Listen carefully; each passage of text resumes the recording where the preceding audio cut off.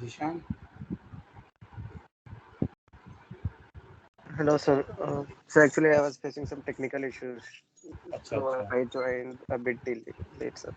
कोई बात नहीं। तो ये अभी कितने लोग हैं मतलब? Total, sir, 18 students.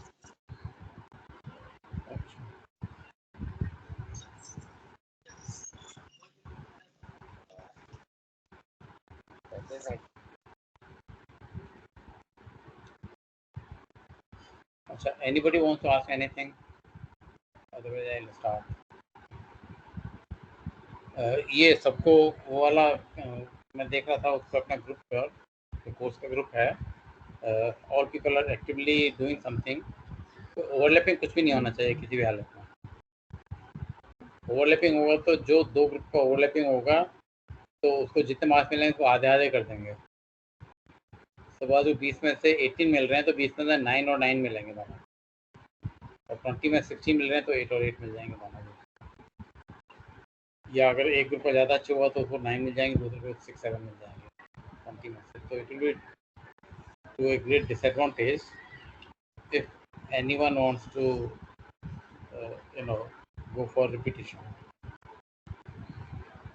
No excuses कि हमें नहीं मालूम पड़ा, उसने पहले कर दिया था, मैंने पहले करा था, उसने बाद में किया।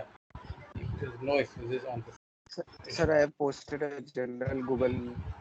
अच्छा, क्या लिखा है इसमें?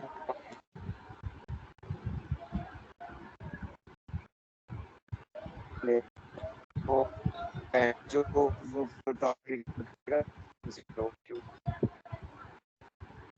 हाँ, सवाल करता है थोड़ा सा।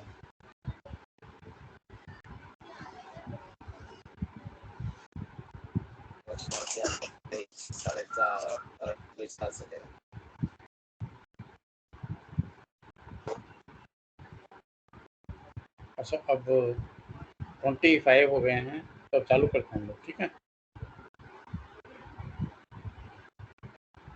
तो किसी कुछ इन द मीन टाइम अगर किसी को कुछ भी कुछ पूछना है तो उसके बारे में पूछ सकते हैं। Otherwise I start. Copyright and related right और नेबरिंग राइट्स। तो रिलेटेड राइट भी बोलते हैं उसको, नेबरिंग राइट भी बोलते हैं।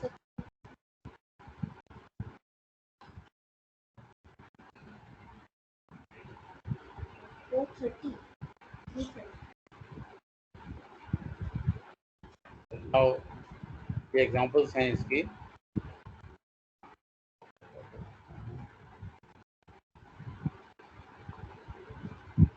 सी सर्किल में लिखते हैं, that means it is copyrighted. इसका सिंबल है सी इन ए सर्किल। तो literary work, anything what you write in a book और anything, films is also a copyrighting. आपके ड्रामेटिक्स, जो ड्रामा स्टेज किया आपने, जो ड्रामा स्टेज किया उसको बोलते हैं fixation. You can note the word fixation.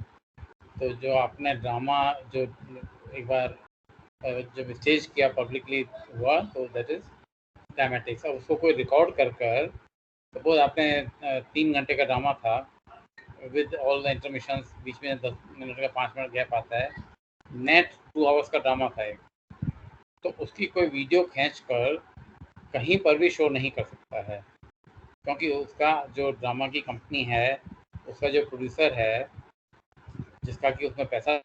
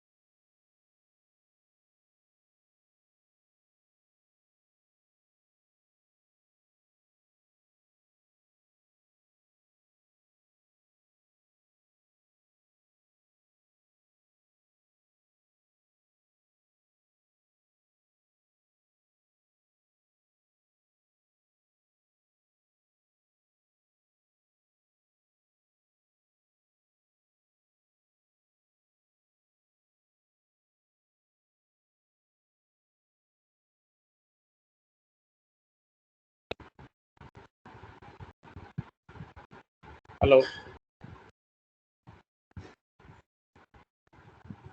Yes, sir, you are audible. कितनी देर में ऑडिबल नहीं था?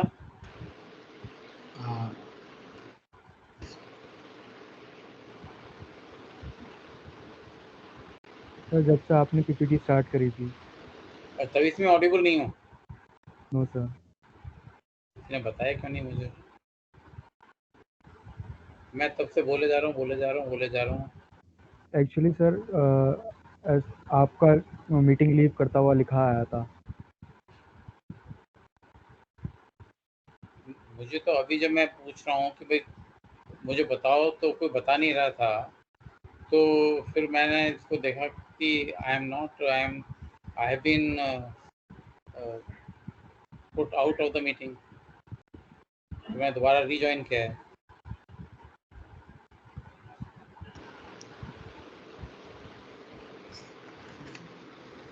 ये जो दिखा रहा था, ये जो बता रहा था, वो देख लिया था सबने? या सर ये भी आपकी स्क्रीन प्रेजेंट नहीं हो रही सर। अभी भी नहीं हो रही? अच्छा, मैंने दोबारा रीजॉइन किया है ना, तो कैसे होगी?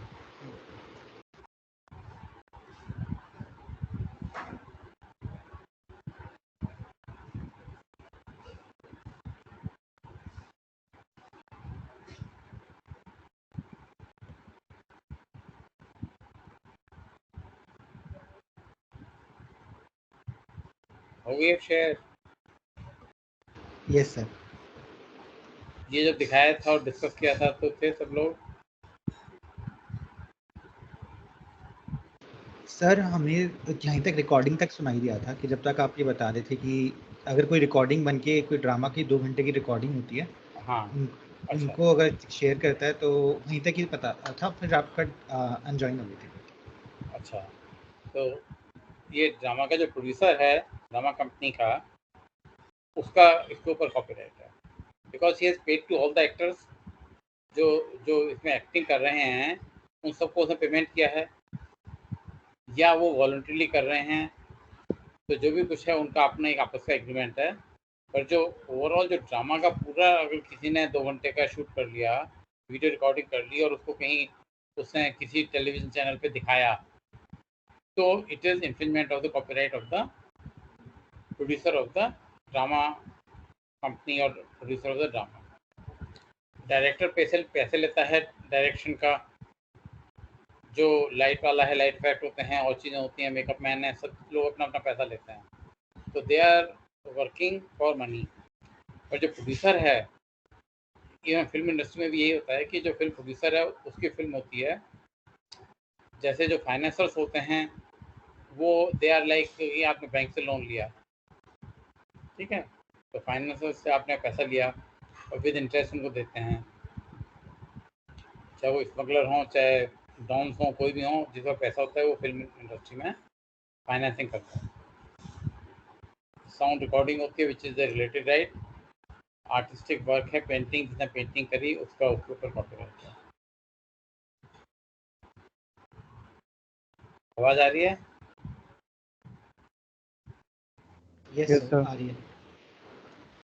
Copyright is to protect the literary and artistic work of human intellect, literary and musical work. You write a story, you write play, you write poem, song, novel, letter, etc. अगर आपका letter personal है तो आपका copyright है। अगर आपने office की capacity में एक डेजिग्नेशन से दूसरे डेजिग्नेशन को लिखा तो वो लेटर के ऊपर कॉपीराइट होगा आपके ऑफिस का।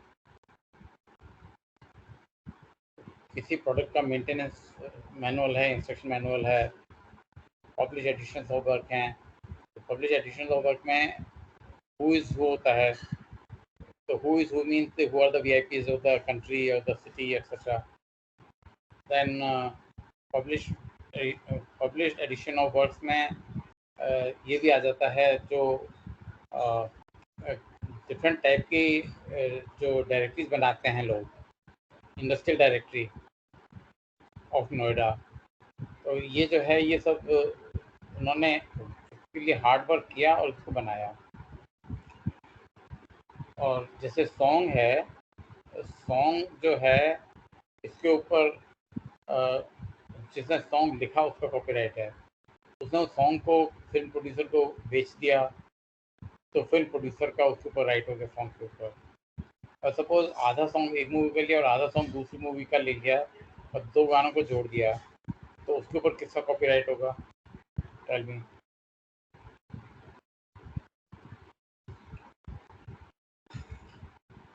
ऑडिबल? दोनों का होगा।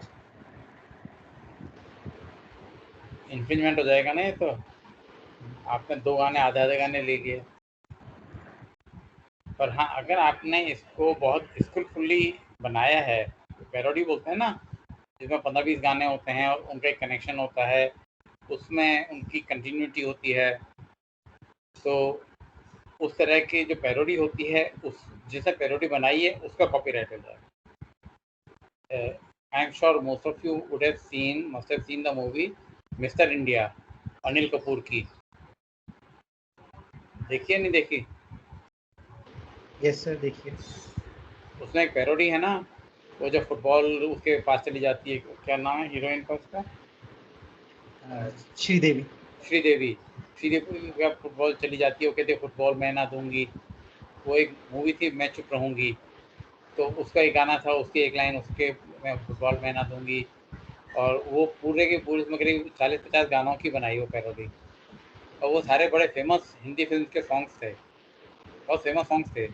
उन सबको वर्ड्स थोड़े से मॉडिफाई करके उसी पैटर्न पे उसको किया, तो उसका कॉपीराइट जिसने वो बनाई है उसके पास में, और वो उस कॉपीराइट को फिल्म प्रोड्यूसर को उसने बेच दिया। ठीक है, तो जो फिल्म प्रोड्यूसर को बेचा, तो that is economic right is sold. तो I will come to that economic right now. Photographs, आपने एक फ़ोटो खींचा तो किसका कॉपीराइट हुआ उसके ऊपर?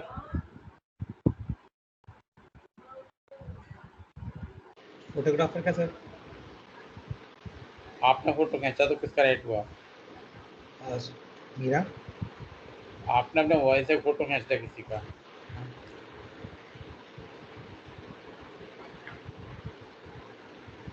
Can you take any photograph of anyone? No sir, मतलब परमिशन होनी चाहिए। अभी recently Macron is the president of France. France के प्राइम मिनिस्टर हैं, प्रेसिडेंट हैं, बताओ?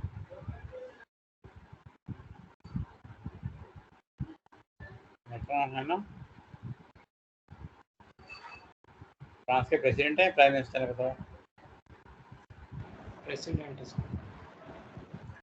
उन्होंने भी कोर्ट में केस फाइल किया कि एक एग्जीबिशन लगी है, एग्जीबिशन में उनको कुछ बरमूडा वगैरह में कुछ दिखाया है उनको, उनकी फ़ोटो, उन्होंने लिखा कि फ्रेंच प्रेसिडेंट्स ऑन वेकेशन। तो फ्रेंच प्रेसिडेंट वेकेशन पे हैं, तो फोटोग्राफर इधर उधर से जाके चुपचाप से फ़ोटो ले लेते हैं उनका। अब उनको इस लाइट में आप कोट और सूट में प्रेजेंट करते हो तो कोई माइंड नहीं करेगा आपकी परमिशन ली थी या नहीं ली थी। और आप बरमूडा में उनको दिखा रहे हो घूमते हुए, तो ऑब्वियसली तो he filed a suit against the photographer जिसने फ़ोटो लेके उस एग्जीबिशन में दिखाई है, और वो परमिशन की ज़रूरत होती है। But copyright is that of the photographer,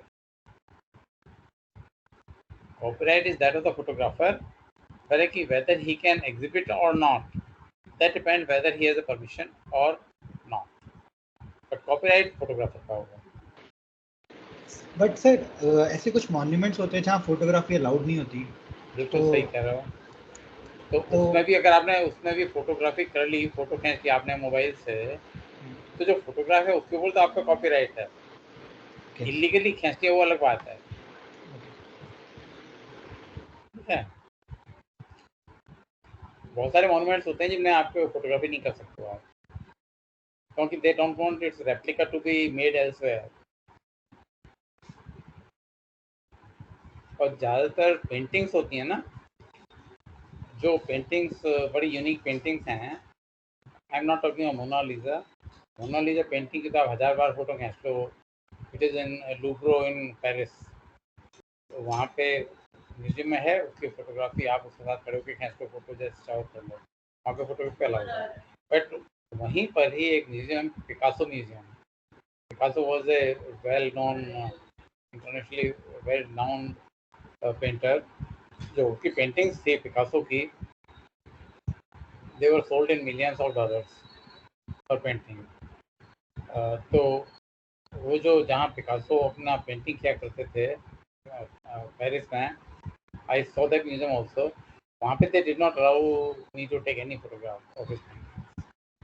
उसकी पेंटिंग का फोटोग्राफ ले लेंगे हम, और वैसी पेंटिंग किसी पेंटर से कहीं बना देगा, और उसको कहना है कि हम तुम्हें इतना पैसा दे रहे हैं, 5,000 रुपये दे रहे हैं, बना दो और इसमें मेरा नाम लिख दो। तो मेरा नाम लिख देगा उसके, या मैं अपना खुद ही नाम लिख लूँगा उस पेंटिंग के नीचे, और या मैं उस पिकासो का ही नाम लिख दूँगा, पिकासो की सिग्नेचर टाइप में रखूँगा, पिकासो की ही पेंटिंग है and I can sell it in $1 million। तो वो अलाउ ही नहीं करते किसी को लेना उसी पेंटिंग का। दैन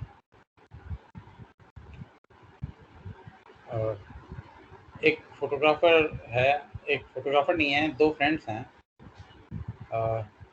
एक्स और वाई।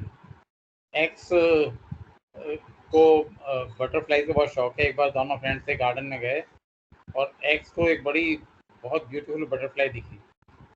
उसने वाई से इमीडिएटली, उसके पास में कैमरा था वाई के पास में, उसने कैमरा छीना उससे, स्नैच किया और एक फ़ोटो ले ली बटरफ्लाई की और उसको वाई को वापस दे दिया। बाद में उसने उसको कहा कि मेरी फ़ोटो जो थी, जो मैंने खींची थी ना बटरफ्लाई की, मुझे दे दो। दोनों फ्रेंड्स से उसने वो फ़ोटो उसको दे दी। पहले ज़माने में नेगेटिव होता तो नेगेटिव के साथ दे दी उसको। अब उसने उस फोटोग्राफ को एनलार्ज कराया नेगेटिव से और फुल साइज़ में करा के 20 बाई 20 इंच के करीब में, और उसको एग्जीबिशन में रखा। एग्जीबिशन में उसको उसका प्राइज़ मिला 5 लाख रुपए बेस्ट फोटोग्राफ का। अब 5 लाख रुपए मिला तो वाई को कैसा फील हुआ? 5 लाख रुपए एक्स ने ले लिए, कैमरा किसका था? वाई का। फोटोग्राफ किसने लिया? एक्स ने। पैसा किसने कमाया, अर्न किसने किया? एक्स ने। 5 लाख रुपए मिल गया एक्स को। वाई को अच्छा लगा और बुरा भी लगा। अच्छा लगा कि उसके फ्रेंड को एक एग्जीबिशन में फर्स्ट प्राइज मिला है on the photograph he had taken by the camera of Y. तो वाई कहता है यार मेरे कैमरे से इसने फोटो लिया, 5 लाख का इनाम मिल गया, बहुत खुश है वो।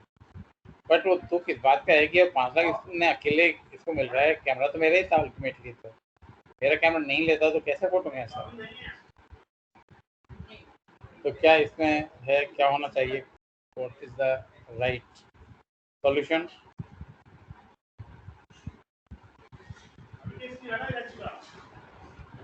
सर ये चीज़ फिर यूरिस्डिक्शन में आ जाएगी अगर मतलब वो उस पर कोई लीगल फिर केस चल रहा है तो बात अलग है। मतलब हाँ, तो इसमें दो चीज़ें हो गई। करेक्ट, सही कह रहे हो। देखो दो चीज़ें हैं। अगर वो कहते हैं कि देखो मेरा आइडिया था, फोटो मैंने है, जब कैमरा तुम्हारा था, तो जो 5 लाख का इनाम मिला उसको आधा आधा बांट लेते हैं इनकम टैक्स हटा के। 5 लाख में 1 लाख रुपये इनकम टैक्स कटे तो 4 लाख में 2-2 लाख बांट लिया उन्होंने। सॉल्व हो गया ना मैटर, दोनों खुश हैं, दोनों फ्रेंड्स हैं, उनकी फ्रेंडशिप अच्छी चलेगी, पहले भी अच्छी थी, अभी भी अच्छी है और फ्यूचर में अच्छी चलेगी। बिकॉज उसमें एक को खुशी तो दोनों को हुई, जिसको प्राइज़ मिला उसको भी खुशी हुई, जिसके कैमरे से फ़ोटो खींच गया उसको भी खुशी हुई कि यार मेरे दोस्त को प्राइज़ मिला है और मेरा कैमरे से जो फ़ोटो के लिए उसको प्राइज़ मिला।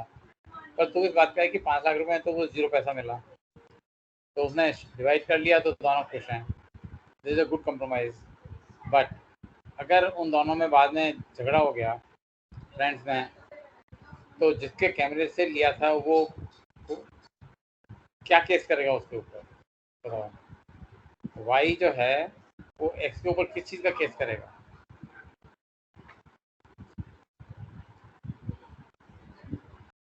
Will that be related to photograph? Yes or no?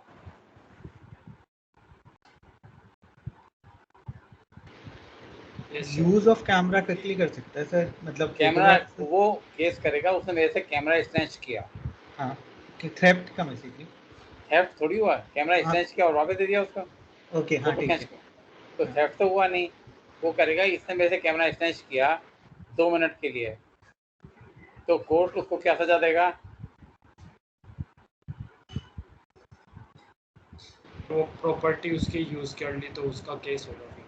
मतलब बिना अनुमति के उसकी फोटो नहीं, उसने 2 मिनट के लिए कैमरा स्नैच किया, तो कैमरा स्नैच किया, तो कैमरा स्नैच करके फोटोग्राफ ले लिया, तो जो फोटोग्राफ लेने की जो कॉस्ट होती है वो उसको दे देगा, भाई आप मेरे को 10 रुपये दे देना। और आपने जो ज़बरदस्ती कैमरा स्नैच किया, इसके लिए आपको 1000 रुपये का जुर्माना और 4 घंटे की जेल, 4 घंटे आप अरेस्टेड रहोगे। ठीक है, इससे ज़्यादा क्या दे देगा वो? छोटी सी चीज़ में कैमरा स्नैच कर लिया, और कोई कैमरा स्नैच भाग थोड़ी गया उसको, मतलब he was not a, he was a friend, तो उसको अच्छी लगी बटरफ्लाई, उसने फोटो खींचने के लिए कैमरा ले लिया आपसे, स्नैच कर लिया, तो वापस दे दिया आपको इमीडिएटली फोटो खींच के, तो इसका कोई ज़्यादा पेनल्टी भी नहीं होगी। पर तो जो केस होगा वो legally it will be on the snatching of the camera,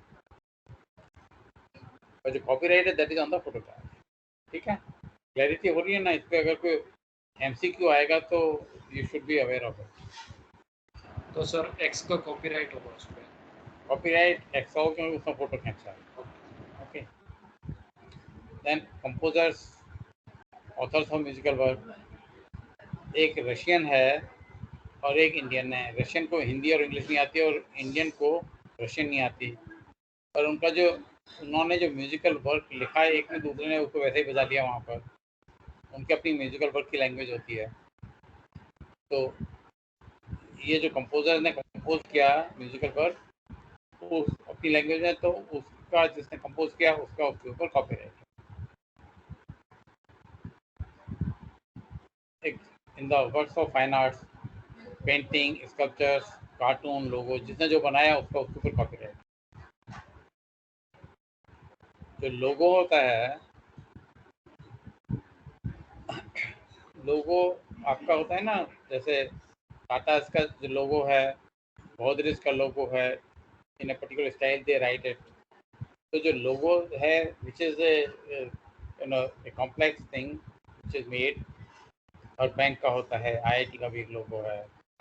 जो जो लोगो होता है ये अगर कमर्शियल ऑर्गेनाइजेशन ट्रेडमार्क होगा, अगर प्रोड्यूसर ऑर्गेनाइजेशन, सर्विस ऑर्गेनाइजेशन तो सर्विस मार्क होगा लोगो, तो उसमें रजिस्टर होगा सर्विस मार्क में, और उसका वो कॉपीराइट भी करा सकता है। तो जो कॉपीराइट कराएंगे उसको कॉपीराइट में माना जाएगा।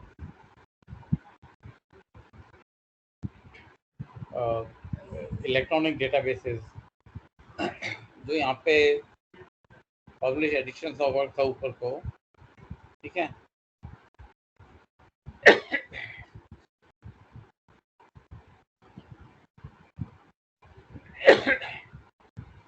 जो publish edition of work physical publication है, और इसका इलेक्ट्रॉनिक डेटाबेस है। यहाँ पे अगर आपने कोई सीडी में सारे जो वर्ल्ड की एम्बेसीज हैं इंडिया में और कंट्रीज़ की, उन सब एम्बेसीज के एड्रेसेस, उनके वर्किंग आवर्स, उनकी एनुअल हॉलीडेज़, हर कंट्री की अपनी एनुअल हॉलीडेज़ का कैलेंडर होता है, वो सारा करके एक आपने कैलेंडर वो बना दिया database, electronic database of all diplomatic missions in India. तो that is electronic database.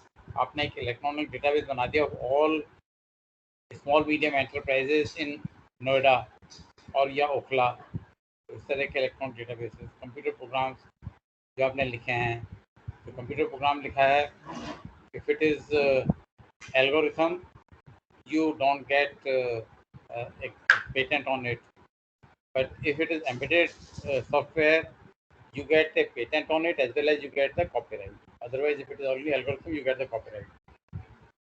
Term of protection in India is 60 years after death of the author.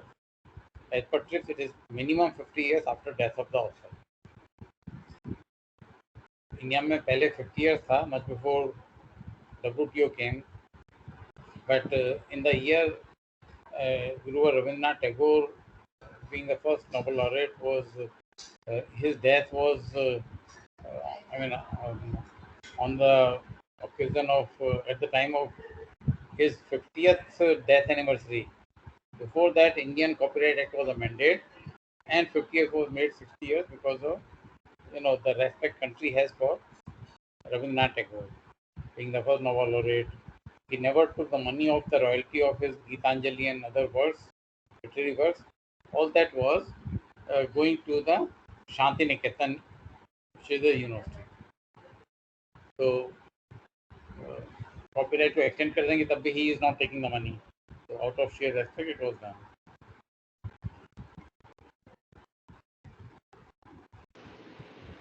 तो ये बताओ एक सर फोटोग्राफ है। हाँ एक क्वेश्चन है, अभी आपने लोगो के बारे में बात करी, तो लोगो इज अ कॉपीराइट, और जैसे कुछ कुछ कंपनीज का नहीं, लोगो लोगो ट्रेडमार्क होता है ना आपका लोगो हाँ, का।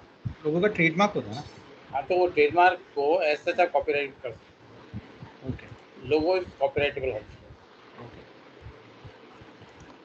अच्छा एक एरियल व्यू है जो कि श्री माता वैष्णो देवी यूनिवर्सिटी का Katra most of you know Katra is shine board ने यूनिवर्सिटी बनाई।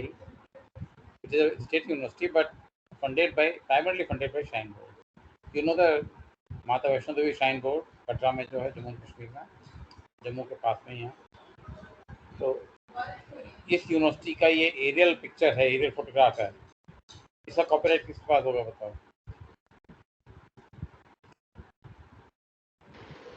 सर फोटोग्राफर ने जिसने फोटो ली होगी,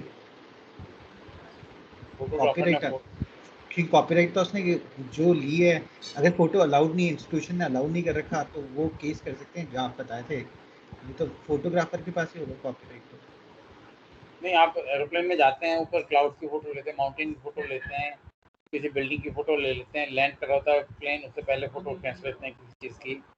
आपका प्लेन जा रहा है जो कि ताजमहल के साइड से जा रहा है, तो ताजमहल की ऊपर से ही आपने एरियल फोटोग्राफ ले लिया ताजमहल का। जब दिल्ली फ्लाइट लौटती हैं, कुछ फ्लाइट लौटती हैं, तो लोटस टेम्पल के साइड से प्लेन लैंड कर रहा होता है।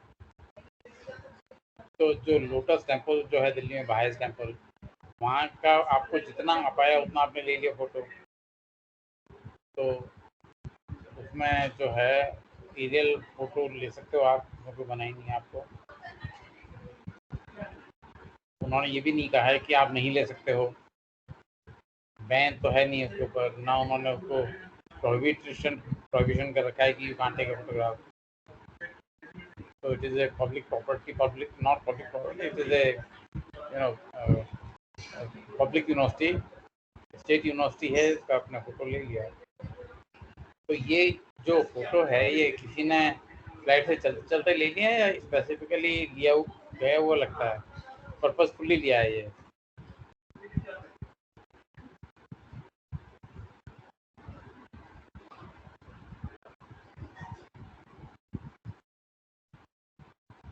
किसी ने स्पेसिफिकली हेलीकॉप्टर से जाके बहुत सारे फोटोग्राफ लिए इसके, और ये वाला फोटोग्राफ ठीक लगा जिसको कि बाद में उन्होंने यूज़ किया। तो ये जो है जो फोटोग्राफर है उसने ऐसे ही जाके अपना खुद का खर्चा करके हेलीकॉप्टर से जाके लिया फोटोग्राफ, क्या कुछ और इसके पीछे कारण होगा?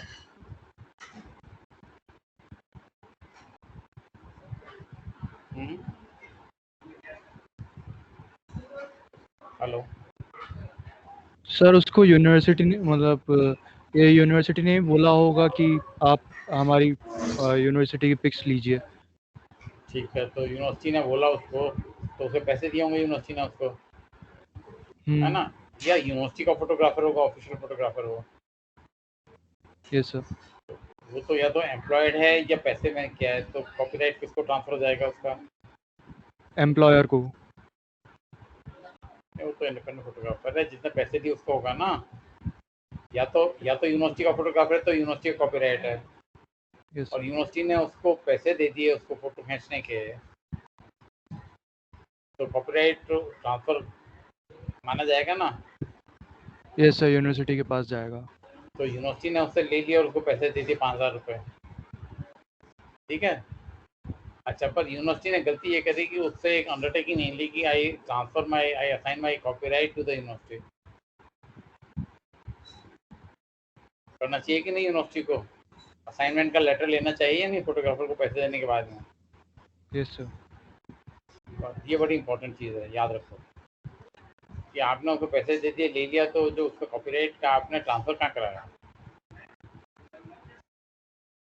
ठीक है, इसी में अभी थोड़ा सा अगले स्लाइड में बात करूंगा। आई टॉक अबाउट जो एग्जामिनेशन क्वेश्चन पेपर बनता है उसके बारे में। कि कॉपीराइट किसके पास होता है उसके एग्जामिनेशन क्वेश्चन पेपर का, ठीक है। Just compare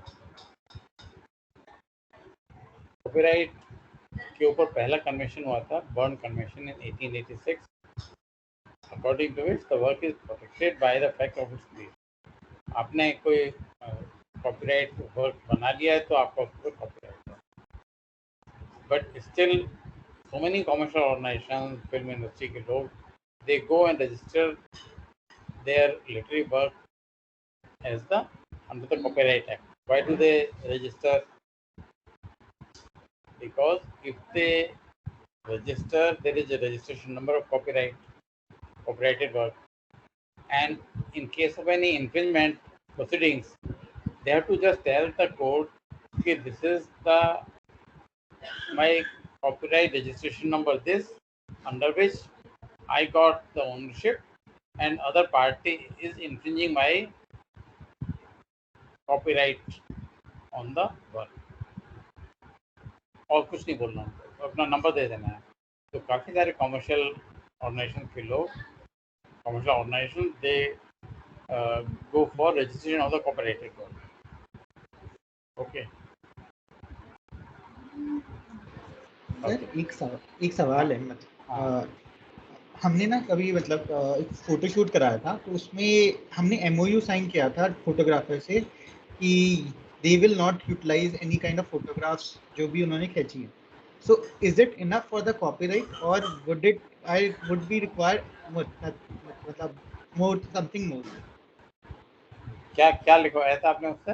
memorandum of understanding, MOU, की that is कि this he is going for a trip for our company and he was going to take the photographs for us. हमने सिर्फ ये लिखवाया था, हमने ये मतलब ट्रांसफर ऑफ कॉपीराइट और समथिंग ये नहीं लिखवाया। लिखवाना चाहिए था। ओके सर, ठीक है। अब इसके बारे में ना तो उसको ज़्यादा मालूम है ना आपको ज़्यादा मालूम है, तो चलो ठीक है, तो दोनों की नॉलेज नहीं है तो हो गया काम। पर जो अमेरिका में लॉ प्रोफेशन इतना एडवांस क्यों है? हर चीज़ पे लीगल केस हो जाता है वहाँ, तो छोटी छोटी बातों पे लीगल केस हो जाता है, कोर्ट चले जाते हैं। एक बच्चे को मम्मी ने एक थप्पड़ लगा दिया तो बच्चा रोया, बच्चे ने, पड़ोसी ने उसको पुलिस को फ़ोन कर दिया, पुलिस आ गई, बच्चे को आपने मारा क्यों? पेरेंट्स को जेल में डाल दिया ले जाके। तो जहाँ पे इतना ज़्यादा अवेयरनेस लेवल है हर छोटी छोटी चीज़ का, तो उसके हिसाब से जैसे जैसे अवेयरनेस लेवल बढ़ेगा, you have to more you should have you should more thorough in the MOU. Okay, उसमें एक क्लॉज ये भी डालेंगे एमओयू में कि all the copyright on the photograph is transfer to जो भी आपका जो भी ऑनर, ठीक है। That clause should be there in the MOU.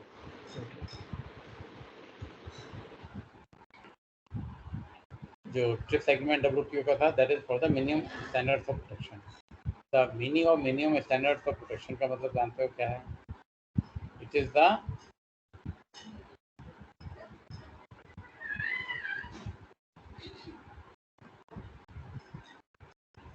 minimum 50 years of protection of copyright after death of the author. It is a minimum.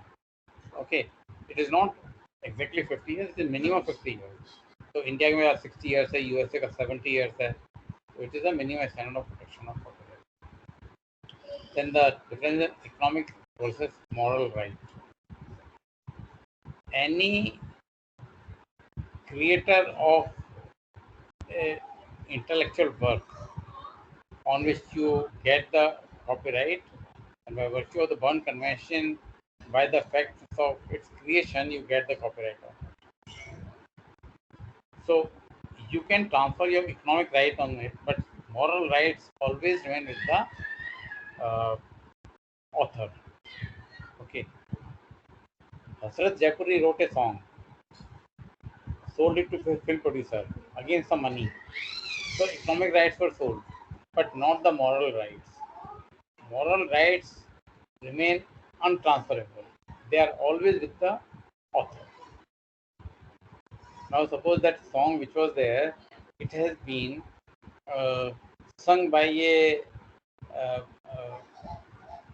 local singer. Local singer in a, that song was substituted by some derogatory words, and those derogatory words song was sung by a local singer and उसका record बना के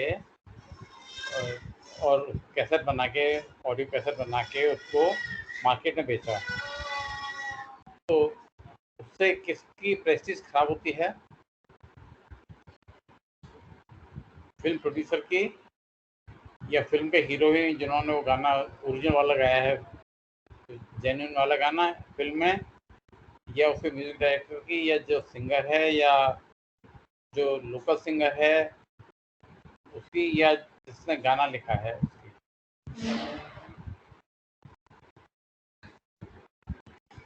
तो local singer के अलावा सबकी, हाँ, local singer के अलावा सबकी हो सकती है। लोकल सिंगर तो ऐसे गाने गाता है, उसको पैसे मिलते हैं, रिकॉर्ड करा देता है, उसको क्या लेना देना किसी से। इसमें प्रेस्टीज किसकी खराब हुई? एक डेरिवेटिव वर्ड्स वाला गाना जो था, सर वो प्रोडक्शन कंपनी जो है शायद उसकी होगी। वो तो अपने को लाइट में लाती नहीं है, फेक कंपनी नाम से फेक चीजें बन रही हैं। तो इसको कौन स्टॉप करेगा? इसको जो ओरिजिनल लिरिक्स था हजरत जयपुरी, वो लिरिक्स के को लगा कि भाई कोई ये सोचेगा मैंने ये भी गाना मैंने ही लिखा है, वो मैंने उस मूवी का लिखा था गाना,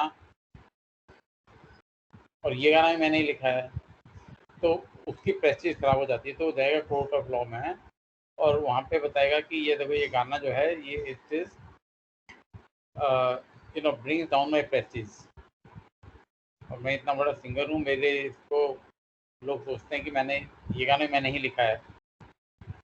तो court will direct the police to identify कि ये गाना किसने प्रोड्यूस किया है। जिस सिंगर ने, लोकल सिंगर ने गाया, उसकी तो आवाज़ है, आपको कैसे मालूम कि किसने गाया है उसको?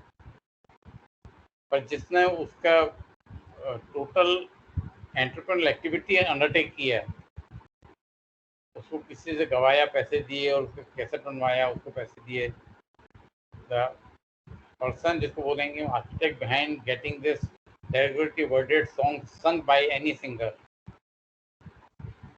he is a culprit and he will be prosecuted in the court of law for infringing the moral right of the original lyricist. He has infringed the moral right of the original lyricist, जिसने गाना लिखा था।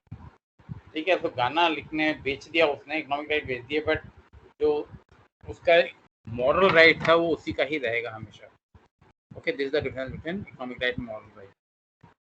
Economic rights are transferred, moral rights are not transferred, are not transferable. The copyright provides you the right of reproduction, translation and adaptation. तो copyright owner है, वो उसको multiple copies produce कर सकता है, रिप्रोडक्शन में मल्टीपल कॉपीज, उसको किसी लैंग्वेज में ट्रांसलेट कर सकता है, करवा सकता है। ठीक है सर देन, हाँ सर इस केस में केवल जो लिरिक्स लिखा है उसके पास ही मॉरल राइट रहेगा, राइट? मॉरल राइट लिरिक्स का होता है, जो ओरिजिनल क्रिएटर है ना, जो ओरिजिनल कॉपीराइट ओनर है, या जो creator of the intellectual property of any form of copyright, और कॉपीराइटेबल इंटेलेक्चुअल प्रॉपर्टी का जो क्रिएटर है, ठीक है, उसका अडॉप्टेशन का राइट। आपने कहीं कोई एक स्टोरी पढ़ी या एक नॉवल पढ़ा, नॉवल पढ़ने के बाद में उसका अडॉप्टेशन कर लिया, थोड़ी सी स्टोरी चेंज कर दी, अडॉप्टेशन कर लिया, तो जो अडॉप्टेशन किया उसके बाद में उसको फिल्म बना ली। तो there have been very large number of court cases by the authors and publishers of so many novels that this film producer has taken the theme, everything from my novel and did the adaptation, क्योंकि adaptation का right भी copyright owner का है। Okay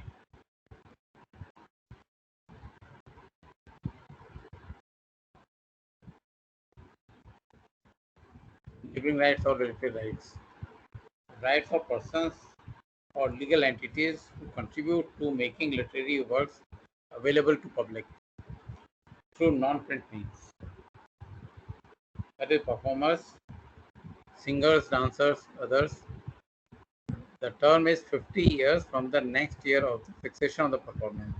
I told you about the concept of fixation of performance.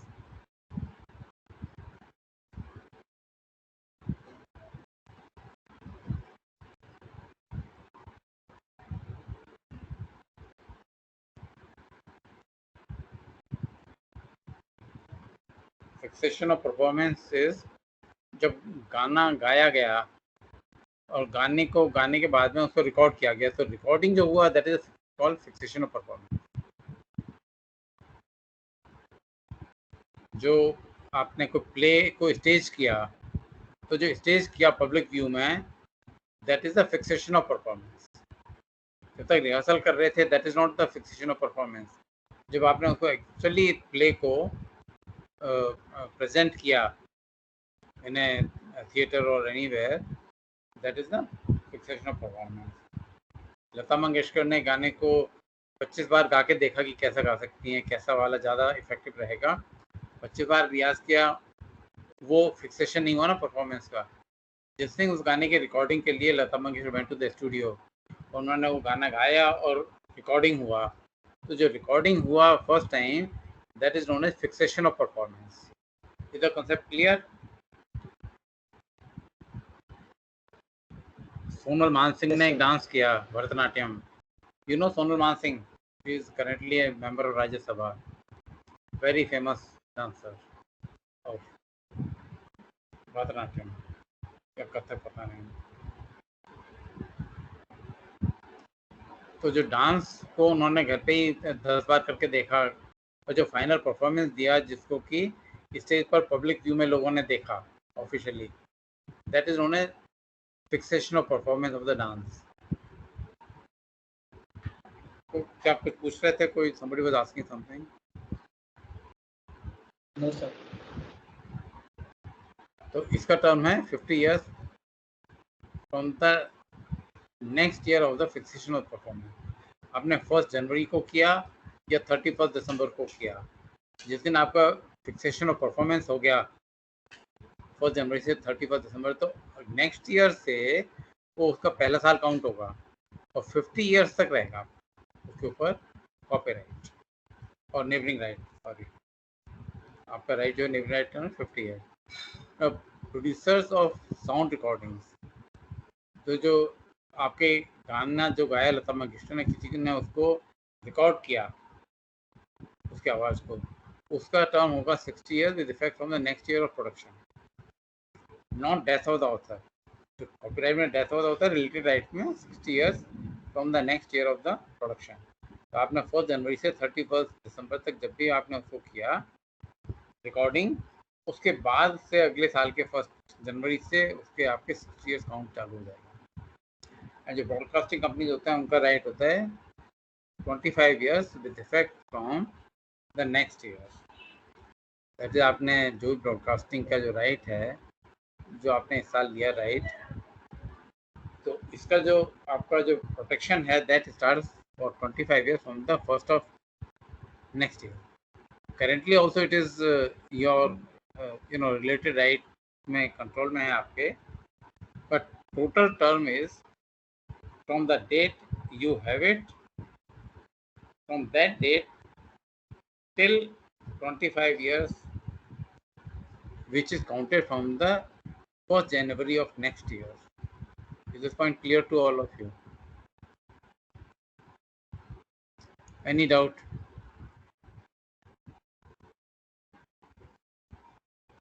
Sir हाँ। एक doubt है हाँ बताओ। कि जैसे कि मार्वल के कैरेक्टर्स हैं, तो वो भी कॉपीराइटेड है, और अब उनकी जो मूवीज़ आती है तो उन पे मूवी का कॉपीराइट हमेशा अलग से लेना जरूरी है क्या? मतलब नहीं, मूवी के नाम का राइट होता है 10 साल का। With the same name you can make another movie after 10 years.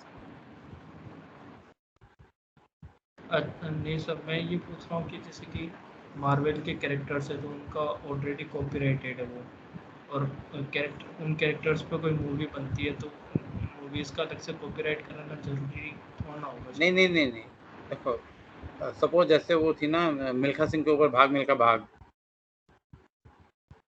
ये इसी टाइप का क्वेश्चन है ना। सर कैरेक्टर होते हैं जैसे कि सुपरमैन और स्पाइडरमैन की बात करें। आवाज़ साफ नहीं आ रही है, थोड़ा सा माइक को सर पास में रख के बोलो। सर ये जो मार्वल कैरेक्टर्स होते हैं ना, सुपरमैन नहीं सॉरी स्पाइडरमैन और ये। हाँ अच्छा अच्छा अच्छा, ओके, फिक्टिशियस कैरेक्टर्स। हाँ सर, हाँ, तो उसका तो कॉपीराइट वो तो करेक्ट वो तो जिसने लिखा है ना वो उसका 60 इयर्स है।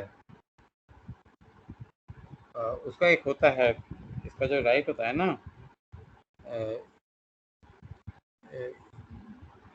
जो फिक्टिशियस कैरेक्टर्स का जो है इसका, I will find out more details about it, ठीक है।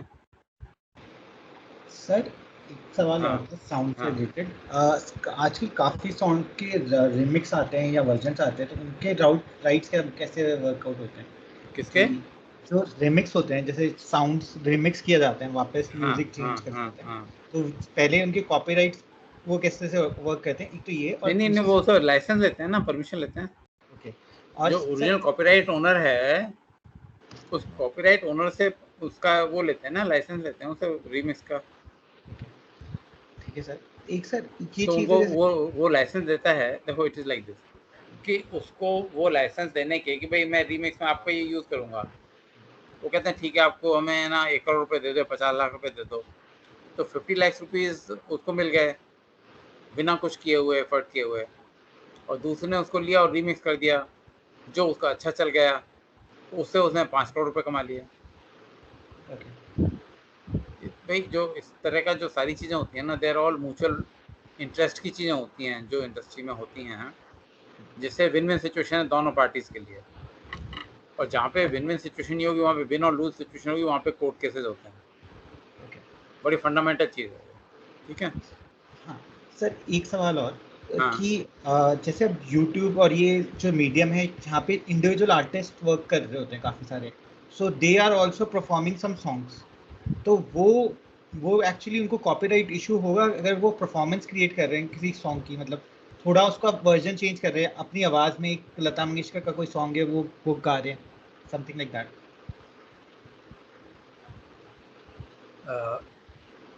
देखो ऐसा है कि जो सिंगर्स का जो परफॉर्मर्स का जो राइट है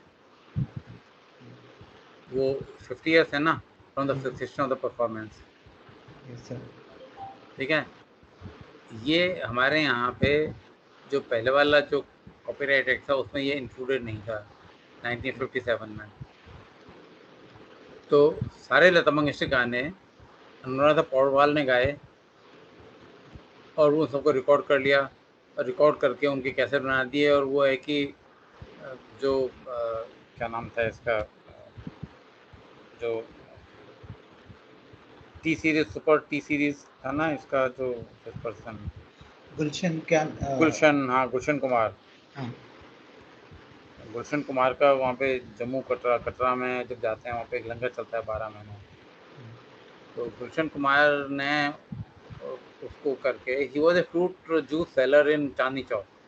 मालूम है गुलशन कुमार का बैकग्राउंड? नहीं सर, नहीं मालूम? नहीं मालूम? नहीं मालूम sir. Gulshan Kumar was a fruit juice seller in Chandni Chowk. और चांदनी चौक में वो ज़माने में फ़्लाइट से लोग जाते नहीं थे, ट्रेन से ही सबसे ज़्यादा लोग आते थे। तो ट्रेन जो ओल्ड दिल्ली स्टेशन था, नई दिल्ली बहुत छोटा था उस समय कंपैरेटिवली, मतलब साइज़ में, पॉपुलेशन, तो ओल्ड दिल्ली से ज़्यादा ट्रेन जाती थी। निजामुद्दीन स्टेशन था नई दिल्ली में, तो ओल्ड दिल्ली, न्यू दिल्ली, तो जितने भी ओल्ड दिल्ली रेलवे स्टेशन के बाहर वो चांदनी चौक के एरिया में लोगों शॉपिंग करने, बिजनेस के लिए जो फ्लोटिंग पॉपुलेशन होती है दिल्ली में बहुत ज़्यादा आती थी। और दिल्ली में अब जानते ही हो सब लोग, 8-9 महीने गर्मी होती है तो फ्रूट जूस की बहुत सारी दुकानें होती हैं। तो जहाँ पे हज़ारों लोग जा रहे हैं वो कहते हैं कि कोक पिएंगे उससे अच्छा है जूस पी लो, कुछ विटामिन भी जाएगा बॉडी में। तो विटामिन, ये फ्रूट जूस की दुकानें बहुत चलती थी शुरू से दिल्ली में। फ्लोटिंग पॉपुलेशन गर्मी में वो बर्फ़ डाल के थोड़ा जूस ले लिया, थोड़ा ठंडक फील हुई, आगे चले काम करने के लिए, एयर कंडीशन टैक्सी नहीं थी, एयर कंडीशन ऑफिसेज नहीं थे, एयर कंडीशन प्लेसेज नहीं थे। तो गर्मी ही में ही लोगों को वॉक करना है, रिक्शे में जाना है, जो भी कुछ करना है चांदनी चौक में। तो अच्छा, जो फ्रूट जूस सेलर होता है उसने कहा कि भाई ठीक है, ये आपका उस ज़माने में 2 रुपये का जूस है, 5 रुपये का जूस है। उसने ग्लास भर के दिया, आपने पी लिया, पैसे दे दिए। तो उसका ना तो रिसीव कटती थी, ना इनकम टैक्स कटता था, ना कोई और टैक्स होता था। तो पान वाला, फ्रूट जूस वाला, इस तरह के जो होता है ना छोटे वेंडर्स, उनका हाँ जी। कोई वो सिस्टम ही नहीं होता था इनकम टैक्स। अच्छा, उनको है कि लाखों रुपए की इनकम है तब भी कोई इनकम टैक्स नहीं है, क्योंकि सैलरी पे उस समय अगर हम आपकी सैलरी 500 रुपीज़ पर मंथ है, उसके ऊपर इनकम टैक्स देते थे आप। उनकी है कि 500 रुपीज़ पर डे की इनकम है, तब भी इनकम टैक्स नहीं है उनके ऊपर। तो he had lot of money. तो उस समय जो था 1970s में, तो he went to Singapore, Hong Kong वगैरह। वहाँ पे उसको ये आइडिया बड़ा अच्छा लगा कि उस समय जो ग्रामोफोन रिकॉर्ड सबने देखे ना, काला एक रिकॉर्ड होता था डिस्क टाइप का, उसको बोलते थे ग्रामोफोन रिकॉर्ड। तो ग्रामोफोन रिकॉर्ड होता था जो कि बजाते थे। तो ग्रामोफोन रिकॉर्ड की जो बड़ी जल्दी ख़राब हो जाता था, उसके जो ट्रैक होता था, ट्रैक पे उसका जो सुई घूमती थी, वो कॉन्सेंट्रिक सर्किल के बाहर से चालू हुई और अंदर होते होते सेंटर तक आ जाती थी। तो उसमें अगर आपने जो मिसयूज मतलब रफ हैंडलिंग कर रहे हो, तो उसमें आपके थंब इम्प्रेशन लग रहा है, कुछ और लगी, तो आपको उसमें ट्रैक जो था, ट्रैक बंद हो जाता था। तो वो है कि एक ही जो सर्किल में एक ही ट्रैक पर घूमती थी। तो आपने सुना होगा कभी कॉलोquially लोग कहते हैं ना, यार तुम्हारा तो सुई अटक गई है, वही चीज़ बार बार में बोले जा रहे हो। इसका मतलब कि वो ग्रामोफोन रिकॉर्ड की सुई अटक गई, वहाँ पे वही लाइन गाने की बार बार में वही गाने की लाइन आ रही है, वो जो उसके निडल है वो अंदर नहीं जा रही है उसमें। तो उसका मेंटेनेंस बहुत महंगा होता था। तो that was the time when this record was about 40 rupees for a long play, बड़ा वाला रिकॉर्ड, जिसमें कि 6 गाने होते थे करीब करीब, 3-4 गाने एक साइड में, 3-4 गाने दूसरी साइड में। उस समय इन्होंने 5 रुपए का ऑडियो कैसेट बना दिया, और जो ऑडियो कैसेट प्लेयर बहुत सस्ते हो गए थे, बहुत पॉपुलर हो गए थे उस समय तक, by let 70s and early 80s। तो Anuradha Paudwal sang all those songs. तो उस समय तक लॉ नहीं था इस तरह का। फिर बाद में हमारे यहाँ कॉपीराइट एक्ट जो था अमेंड हुआ। Now you can not sing the song which Lata Mangeshkar और any such singer has sung originally, whose performance has been fixed, जिसकी फिक्सेशन ऑफ परफॉर्मेंस है उसका 50 ईयर्स तक का राइट है from the date of fixation of performance. ठीक है, तब तक वो आप कोई और गाना नहीं गा सकता और रिकॉर्ड नहीं कर सकता। ठीक है, क्लैरिटी होगी या नहीं होगी थोड़ी सी? Yes sir. ब्रॉडकास्टर्स एक कंपनी है, वो राइट्स खरीदती है वर्ल्ड कप सॉकर का या वर्ल्ड कप क्रिकेट का, और वो उसको 25 साल तक उसका राइट रहेगा। 25 साल तक उसको कोई वो आपका मतलब जो कंपनी है वो उसको ब्रॉडकास्ट कर रही है, आपको टेलीविज़न में लाइव आ रहा है, तो लाइव वही दिखा सकता है जिसने लाइसेंस लिया है। और जो लाइव दिखा रहा है वो जो उसका लाइसेंस है, वो उसने जितने करोड़ रुपए दिए लाइसेंस लेने के, उतने से ज़्यादा करोड़ के उसको एड्स मिल गया उसमें दिखाने के लिए। तो जो एड्स दिखाया उससे पैसा उसने कमाया। मान लीजिए एड्स से उसको 100 करोड़ मिले और उसने 90 करोड़ या 80 करोड़ में वो राइट्स खरीदे थे, तो 10 या 20 करोड़ का फ़ायदा हुआ उसको। ठीक है, तो इस तरह से ये होता है ब्रॉडकास्टर्स का राइट। और इसके जो इन्फ्रिंजर्स होते हैं, मैंने एक खुद देखा एक का, कि जिसमें वर्ल्ड कप आ रहा था, उस समय हमारा एक WIPO का एक प्रोग्राम चल रहा था ताजमहल होटल में, मानसिंह रोड पर। तो उसको बोलते हैं ताज मानसिंह। वहाँ पे प्रोग्राम चल रहा था। उन्होंने कहा मैं आपको अभी देखिए वर्ल्ड कप क्रिकेट चल रहा है, इसका मैं इन्फ्रिंज वर्जन दिखाता हूँ आपको।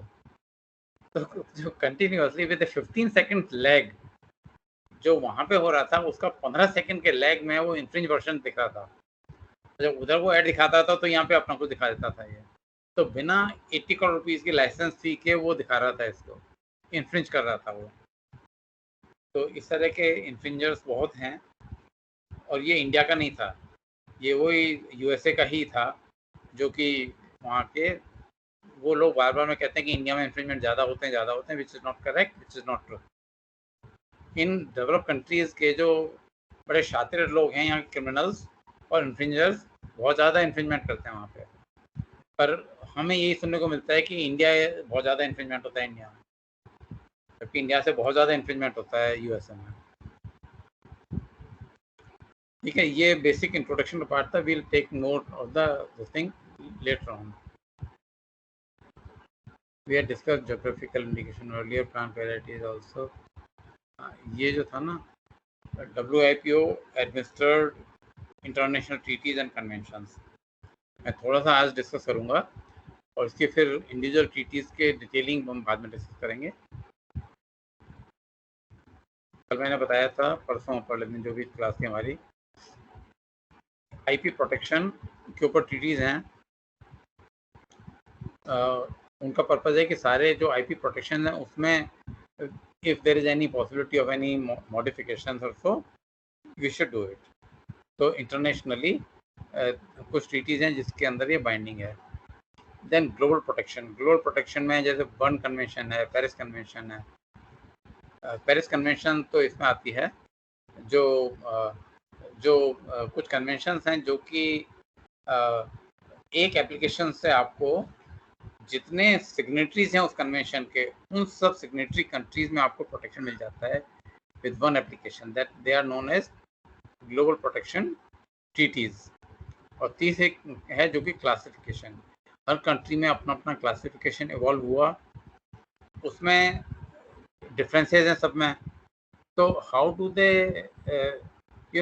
अंडरस्टैंड ईच अदर्स, तो कुछ इंटरनेशनल क्लासिफिकेशन डेवलप हुए, तो वो हैं जो they are the classification treaties. तो जो मेंबर कंट्रीज हैं, they even others can use it, the classification treaties can use even by others. These are all administered by WIPO, all such treaties are administered, और इनके revisions होते हैं वो भी WIPO ही, different meetings होती हैं, उनके रिवीजन होते हैं, प्रॉब्लम जो होती हैं किस ट्रीटी में क्या प्रॉब्लम है वो सब वहीं डिस्कस करके, और फिर बहुत बार उसमें अमेंडमेंट्स होते हैं या उसमें नई ट्रीटीज जो हैं वो अडॉप्ट की जाती हैं।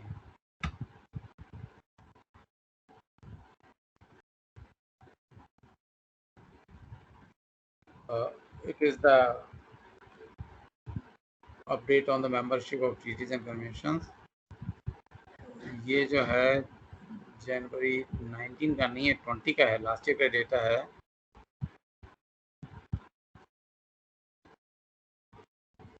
ईयर चेंज करना भूल गया था, लास्ट ईयर का मैंने निकाला था लेटेस्ट। इसमें एक आध कोई ऐड होता है, नहीं तो जिनको करना था कर लिया ज्वाइन, और जिनको नहीं करना था नहीं करना था। ठीक है, बर्न कन्वेंशन जो कॉपीराइट का है 176 मेंबर्स हैं इसके, और Madrid agreement indication of sources trademark का जो है उसके 36 मेंबर्स हैं। Nairobi treaty, that is on the Olympic symbol, that means Olympic symbol can not be used for any commercial venture, for any commercial activity like a trademark or service mark by a country. 52 countries ने इसको sign किया है Nairobi treaty. Then Paris Convention is the most subscribed or signed treaty. Paris Convention, they on the intellectual property 177 countries ने इसको sign किया है, so compared to 176 with 177. And patent law treaty signed by 40 countries. Phonograms Convention signed by 79 countries. Rome Convention signed by 93 countries. Singapore Treaty signed by 47 countries. Trademark Law Treaty by 44 countries. WCT, WIPO Copyright Treaty by 99 countries. And WPPT, that is WIPO Performance and Phonogram Treaty by 99 countries.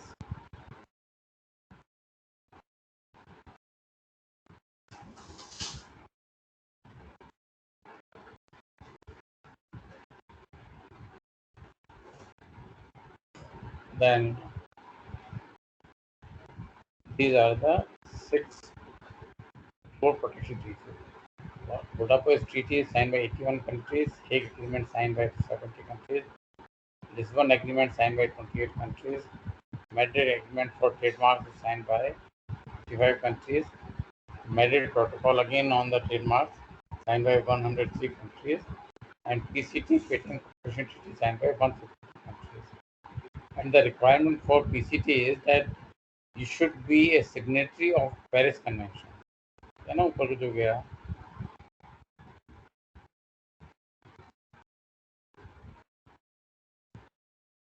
ये जो red में डाला है ना मैंने 4 number, you should be a signatory to Paris Convention for being signatory to Patent Cooperation Treaty, जिससे आपको 30 months मिलते हैं पेटेंट फाइल करने का in any other country. Then जो क्लासिफिकेशन ट्रीटीज में है, the important ones are 4 Locarno Agreement 56 countries, Nice Agreement 85 countries, Strasbourg Agreement 66 countries, and Vienna Agreement 33 countries.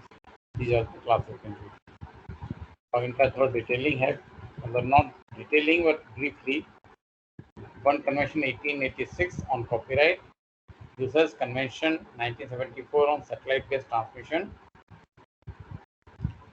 Madrid Agreement 1891 on indication of source on goods, deceptive indication. कहते हैं ना कि made in India, made in USA, made in Germany, made in Japan. तो it was that deceptive. उससे पहले है ना, सब लोग जिस कंट्री की जो चीज़ सबसे ज़्यादा अच्छी क्वालिटी की होती थी, कोई भी कंपनी अपने प्रोडक्ट के ऊपर लिख देती थी मेड इन जापान या मेड इन यूएसए या made in UK, made in Germany, irrespective of the truth. तो it was the deceptive indication था. उसके पॉइंट ऑफ व्यू से Madrid agreement was brought in 1891. उसको भी 125 साल से ज़्यादा हो गया. Then Nairobi Treaty was brought in 1981 on Olympic symbols for commercial use by any enterprise.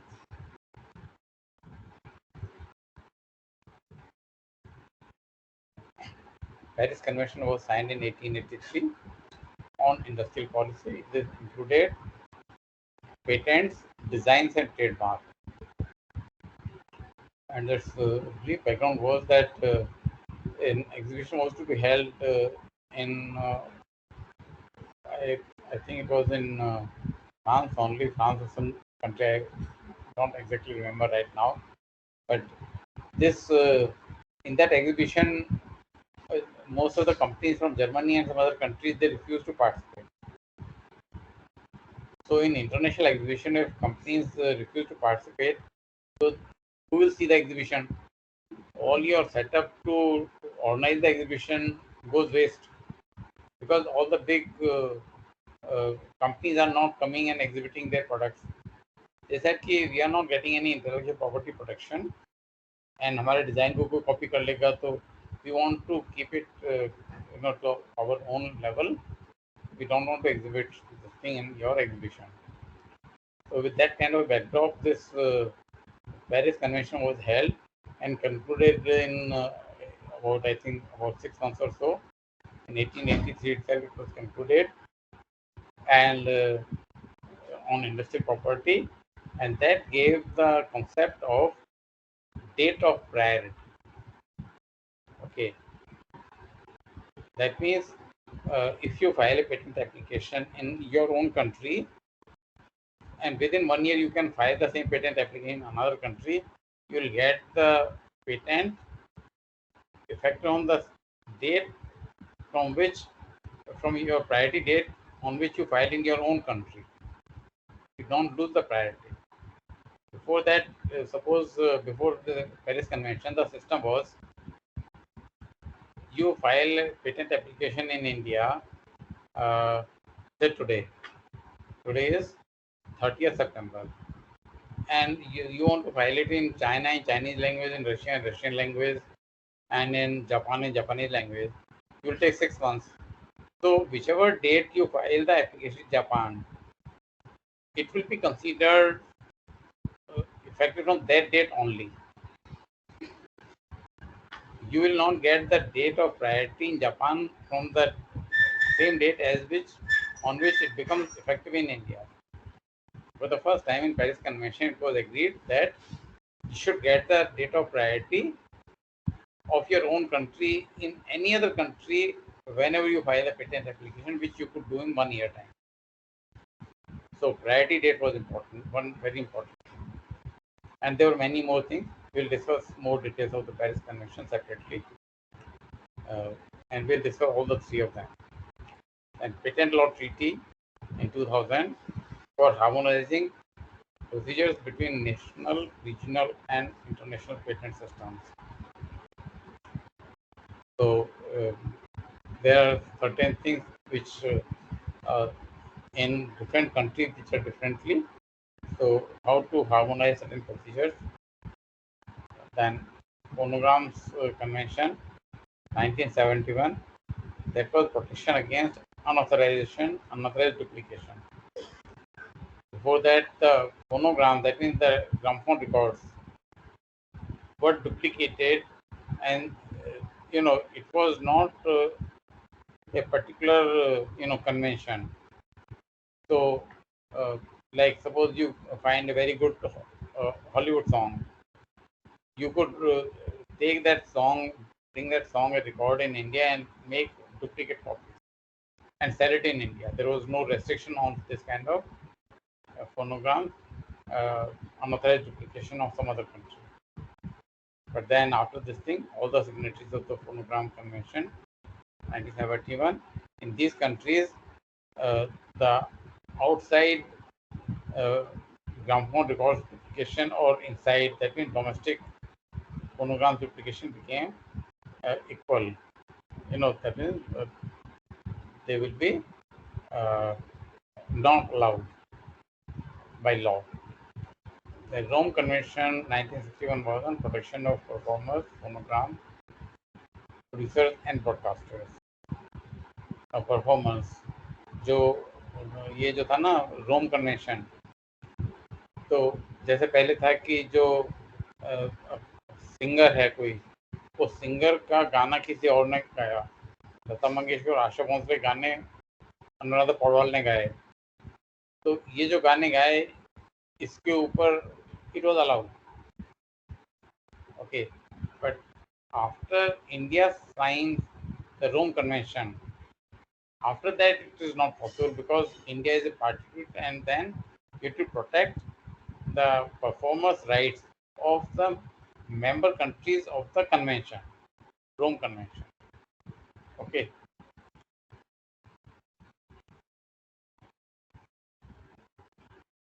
Then Singapore Treaty on Law of Trademarks 2006, it is on harmonization of administrative procedures of trademark registration. Trademark Law Treaty 1994, harmonization of national engagement trademarks. ये छोटे छोटे काफी सारे convention थे. We'll not discuss many of them in more detail. So, and WCCT, WIPO Copyright Treaty 1996, protection of computer program and compilation of data in any form. And WIPO WPPT, WIPO Performances and Phonogram Treaty 1996, protection of performance and producers of phonograms. जो recording companies थी, जो जैसे digital media advance हुआ, कॉपिंग and transmitting became very easy and fast internet के through. So this was brought. Then Washington Treaty 1989 in respect of integrated circuits. ये major treaties हुई हैं इसके ऊपर. Then Global Protection System.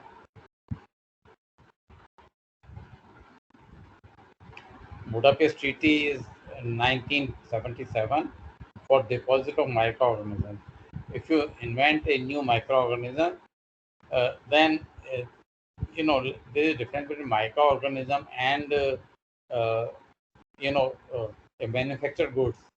Microorganisms are organisms living. So if you have invented a new microorganism, you have to deposit it, and they are supposed to keep it for 60 years with them, a minimum of 30 years. So the microorganisms are to be deposited. So every country may not have good quality depositories. So the Budapest Treaty recognized about I think 40. Earlier it was only 5, 10, then 15, then 20, 30. There I think about 39 depositories are there in the world, including one in Chandigarh in India, where you can deposit the microorganism under an application And in all the signatory countries of Budapest Treaty, you will have the protection of your invention on microorganism. Then the Hague Agreement is for deposit of industrial designs, 1967. So if you deposit an industrial design, which is through largely the diagrams as well as pictures, so you deposit the your industrial design. That is the Hague Agreement. One deposit of the industrial design in one of the member countries' offices or the WIP office will be adequate for you to get the protection in all the signatory countries of Hague Agreement, 1967 onwards. Then Lisbon Agreement, 1958, this is for the protection of appellations of origin. Appellations of origin, I discussed with you about the geographical indication. Okay. Then Madrid Agreement, 1891, for protection of trademark in other countries. And Madrid Protocol 1989 is for harmonization of domestic legislation on trademark.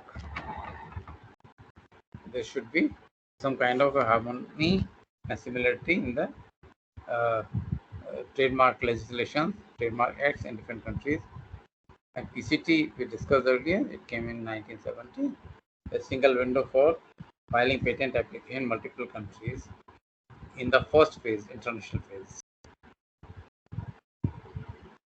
The last one more slide, then we'll close.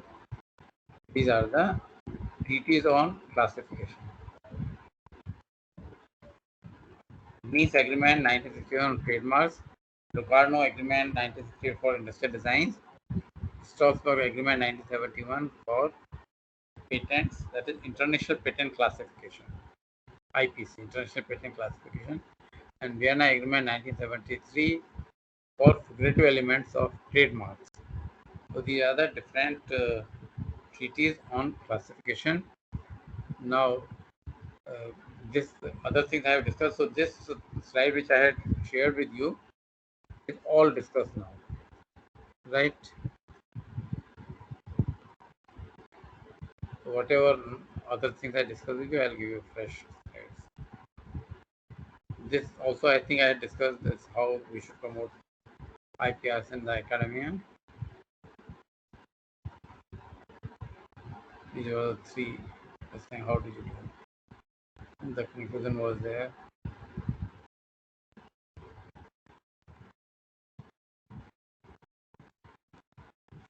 Any questions?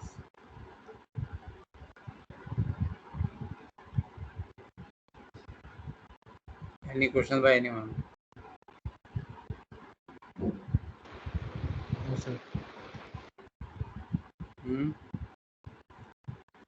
No question. So after this, in the next class, I will take up. I'll start with patents. Different things on patents. Okay, different aspects of patents. After patents, then design, trademark, geographical indication, copyright, all these things. One by one, we'll do in more details. And I hope you are all clear about the term papers. We'll fix up a date. What is the last class day, last teaching day for the semester?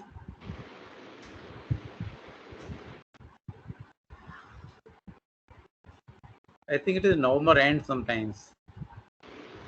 Sir, we have majors from 15 November, I suppose. अच्छा 15 नवंबर से measures हैं okay हाँ. Okay तो उससे पहले ही class last class day होगा ना a few days before that ठीक है I think I'll be able to cover this thing and also in the last few classes we can have the term paper presentation, otherwise we'll fix up as some Saturday or Sunday or a holiday for all the term paper presentation. ठीक है Sir, 11th November is the last day for the class. 11th November. Yeah. तो उससे पहले ही कर लेंगे, हम अक्टूबर के and में कर लेंगे ना, दिवाली से पहले अपना टर्म पे प्रेजेंटेशन कर देना सब लोग, ठीक है? Sure, sir. ओके इसमें अपनी फोटो कैसे देखते हैं हम सब लोग? इसमें होता है ना रिलेटेड लिस्ट।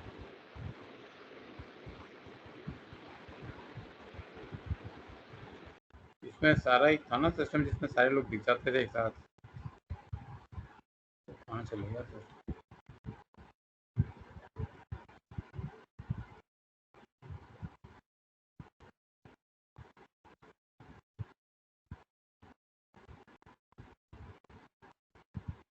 चलो ठीक है, I think all the best.